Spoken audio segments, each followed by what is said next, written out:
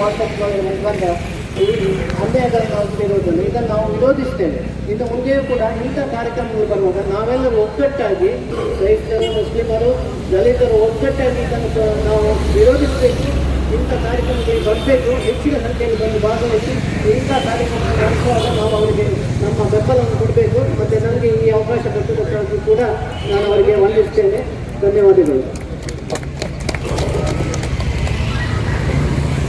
ಬಂಧುಗಳು, ಈಗ ಕಾರ್ಯಕ್ರಮದ ಮುಂದಿನ ಭಾಗವಾಗಿ ನಮ್ಮೆಲ್ಲರ ನೆಚ್ಚಿನ ನಾಯಕರು, ಕರ್ನಾಟಕ ಕ್ರಿಶ್ಚಿಯನ್ ಸಮಿತಿ ಅಂಬೇಡ್ಕರ್ ವಾದ ರಾಜ್ಯ ಸಂಘಟನಾ ಸಂಚಾಲಕರು ಸನ್ಮಾನ್ಯ ಸುಂದರ್ ಮಾಸ್ತವರು ನಮ್ಮನ್ನೆಲ್ಲ ಉದ್ದೇಶಿಸಿ ಮಾತಾಡಬೇಕು. ಸನಾತನವಾದಿಗಳಿಗೆ ಬಂಧುಗಳೇ, ಈಗಾಗಲೇ ರಾಷ್ಟ್ರಾದ್ಯಂತ ಮತ್ತು ಅಂತಾರಾಷ್ಟ್ರೀಯ ಮಟ್ಟದಲ್ಲಿ ಕೂಡ ಈ ದೇಶದ ಒಂದು ಆಡಳಿತಕ್ಕೆ ಕಪ್ಪು ಚುಕ್ಕೆ ಅಂತ ಎನಿಸಿಕೊಂಡಂತಹ ಈ ಪ್ರಕರಣ ನಾವು ನೀವೆಲ್ಲ ಬೇರೆ ಬೇರೆ ರೀತಿಯ ಮಾಧ್ಯಮಗಳಲ್ಲಿ ನೋಡ್ತಾ ಇದ್ದೇವೆ.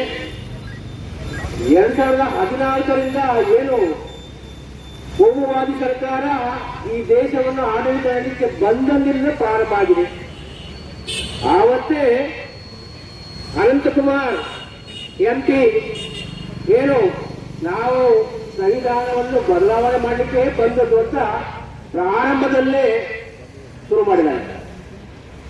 ಬೊಗಳಿಕೆ ಶುರು ಮಾಡಿದ ನಂತರ ಹಲವಾರು ಬಾರಿ ಬೊಗಳಿದ, ಆನಂತರ ಈಗ ಮನೆಯಲ್ಲಿ ಕೂರಿಸಿದ್ದಾರೆ. ಯಾಕಂದ್ರೆ ಸಾಕಷ್ಟು ವಿರೋಧಗಳು ಎಲ್ಲ ಕಡೆಯಿಂದ ಬಂದ ನಂತರ ಬೊಗಳುವ ನಾಯಿ ಬದಿಯಲ್ಲಿ ಹೋಗಿ ಬಿದ್ದುಕೊಂಡಿದ್ದೀವಿ. ಬಂಧುಗಳೇ, ಈ ದೇಶದಲ್ಲಿ ಕೇವಲ 3 ಅಥವಾ 4% ಇರುವಂತಹ ಚೀಫ್ ಜಸ್ಟಿಸ್ ಆದ BR ಗವಾಯಿ ಅವರ ಮೇಲೆ ಸನಾತನವಾದಿ ರಾಕೇಶ್ ಕಿಶೋರ್ ಅನ್ನುವ ಸುಪ್ರೀಂ ಕೋರ್ಟ್ ಒಳಗಡೆ ತನ್ನ ಶಿವನ್ನ ಕಳಿಸಿ ಎಸದ್ರ ವಿರುದ್ಧವಾಗಿ ಎಲ್ಲ ನಾವು ಅಂಬೇಡ್ಕರ್ ವಾದಿಗಳು, ಪ್ರಜಾಪ್ರಭುತ್ವವಾದಿಗಳು ಹಾಗೂ ಸಮಾನ ಮನಸ್ಕ ಪ್ರಗತಿಪರ ಚಿಂತಕರನ್ನು ಸೇರಿ ನಾವಿಂದು ಈ ಬೃಹತ್ ಪ್ರತಿಭಟನೆಯನ್ನು ಹಮ್ಮಿಕೊಂಡಿದ್ದೇವೆ. ನಮ್ಮ ಈ ಪ್ರತಿಭಟನೆಯಲ್ಲಿ ಈಗಾಗಲೇ